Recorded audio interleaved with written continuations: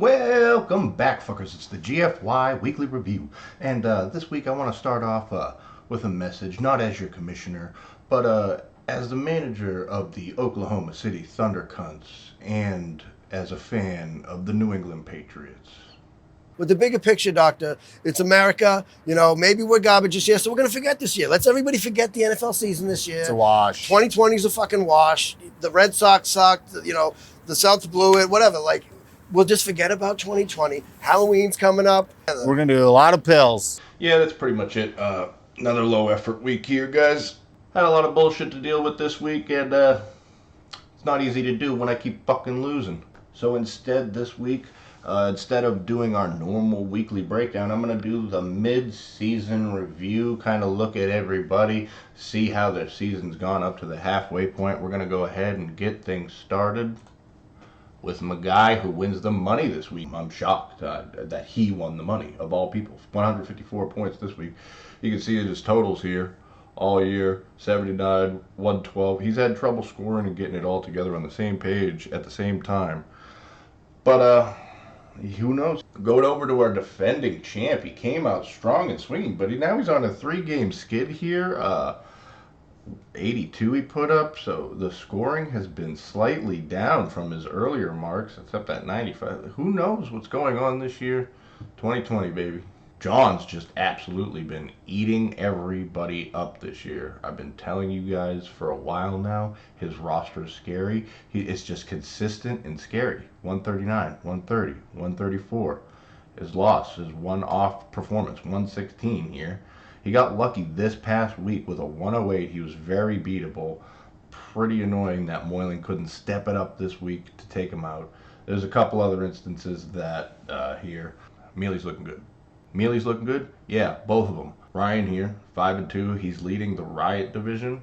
His scoring has been just as good as his brother's. He's got a couple more low points here that are kind of questionable. I forget what happened particularly, but I mean, that kind of scoring on a regular basis is not something to dismiss. Go over to Philadelphia this week. They fucking put a whooping on me after I've been shitting on him weeks 2 through 4, where he went on that 3-game skid. So I'm sure he has zero sympathy for where I'm at. Can I offer you a nice egg in this trying time? Greg, his was a squad I ranked really high in the preseason, I remember. And he's done nothing but slide. I think I had him at 2 in the preseason ranks. And then he gets wins early on with these lower scores. Pretty lucky. 4-game skid that he just managed to stop this week with a really good 141. 2020. Next we got Breen. He's been a little up and down, but it's mostly up. The 3 losses here, that 123 loss, to me it was pretty unlucky that he came up against the 161. Other loss with the 85. Those things happen, even though Beatro was beatable that week. Big win this week over Campbell in a tight one. He's looking good going forward too. Mike here, been looking good all year. He lost Christian McCaffrey, #1 overall pick, but he was still picking up wins. He's on a little 2-game skid here. Really unlucky this week against Breen. He gets to take on the commish here this week, who's I'm trending nothing but downward, so maybe he'll be able to snap out of it. Dave started out a 3-game skid, goes on a 3-game run. Another loss here, maybe 2 more coming in the future for him. Who knows? Another up and down team. Scoring's really, really low though. He's got to figure that out. Shoes year just really frustrates me really badly.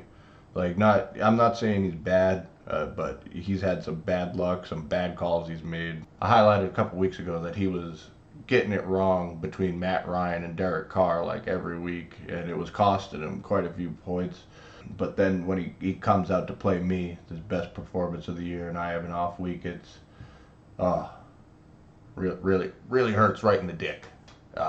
Same thing here with Moylan. His best performance of the year was against me. That kind of a nice little punch in the dick for me. But he's just also had a really rough season. This loss here, 111.5, 112.26. The 133.66 to 133.8. That he's had a couple of real tough losses. Also lost Saquon Barkley, his #2 overall pick, and he's in the middle of a 3-game skid right now. He'll be going on to face Shu here this week, though, for the G Battery Commanders Cup. Shu obviously beat me, so that's all the G Battery boys here. If he can get the clean sweep over me and Moylan. G Battery Commander Cup. There you go, Shu. Asshole. And of course, my schedule: win, loss, win, loss, win, loss, loss, loss. Okay. I'll just go fuck myself.